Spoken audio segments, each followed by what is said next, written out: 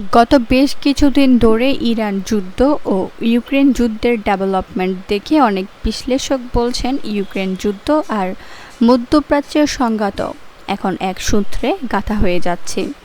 এরই মধ্যে মধ্যপ্রাচ্যের যুক্তরাষ্ট্রের সামরিক ঘাঁটির উপর রুশ স্যাটেলাইট নজরদারির অভিযোগ করেছেন ইউক্রেনের প্রেসিডেন্ট জেলেনস্কি। এই বিস্ফোরক অভিযোগের পর মার্কিন প্রেসিডেন্ট ডোনাল্ড ট্রাম্প আরও এক কাঠি সরেস। তিনি জানিয়েছেন তিনি সরাসরি ভ্লাদিমির পুতিনের কাছ থেকে বিষয়টি জেনে নেবেন। কিভাবে দুটি ভিন্ন যুদ্ধক্ষেত্র এখন মিলেমিশে একাকার হয়ে পড়েছে আর গড়িয়ে যাচ্ছে তৃতীয় বিশ্বযুদ্ধের পথে, তাই অবাক করছে বিশ্লেষকদের। বাহরাইন, জর্ডান ও কুয়েত থাকা মার্কিন বিমান ঘাঁটির উপর রুশ স্যাটেলাইট নজরদারি চালিয়েছে বলে অভিযোগ উঠেছে। ইউক্রেনের প্রেসিডেন্ট ভলোদিমির জেলেনস্কির দাবি, গত 19 ও 20 জুলাই 4টি মার্কিন ঘাঁটিতে এই নজরদারি চালানো হয়। মার্কিন প্রতিরক্ষা সচিব পিট হেগসেতো কংগ্রেসের শুনানিতে বিষয়টি স্বীকার করেছেন যে রাশিয়া ও ইরানের মধ্যে গোপন সমন্বয় রয়েছে। তবে এ বিষয়ে প্রেসিডেন্ট ডোনাল্ড ট্রাম্পের প্রতিক্রিয়া ছিল বেশ চমকপ্রদ।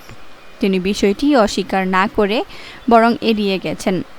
সাংবাদিকদের তিনি বলেন, বিষয়টি সত্যি কিনা তা পুতিনের কাছেই জেনে নেবেন।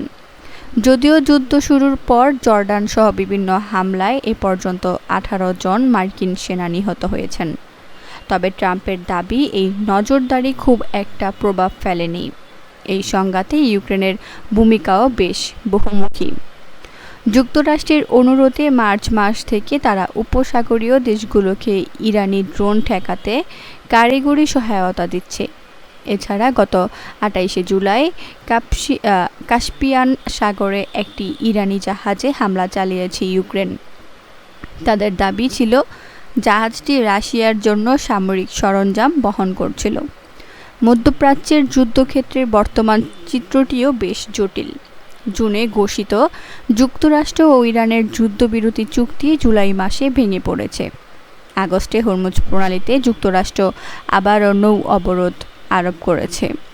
ইরানও পাল্টা হুঁশিয়ারি দিয়ে জানিয়েছে, অনুমোদিত রুটের বাইরে কোনো মার্কিন রণতরী ঢুকলে তা লক্ষ্যবস্তু বানানো হবে। বিশ্লেষকরা বলছেন, ইউক্রেন ও মধ্যপ্রাচ্য এই দুই যুদ্ধক্ষেত্র এখন আর আলাদা নেই। আটলান্টিক কাউন্সিলের মতে ইউক্রেন যুদ্ধে পাওয়ার ড্রোন প্রযুক্তি এখন রাশিয়া ইরান সহযোগিতার মাধ্যমে মধ্যপ্রাচ্যে ফিরে আসছে। একে সরাসরি রাশিয়া ইউক্রেন প্রক্সি যুদ্ধ সম্প্রসারণ বলছেন বিশ্লেষকরা। সব মিলে ইউক্রেন ও ইরান এখন বৈশ্বিক দাবার ছকের গুটি হয়ে উঠেছে।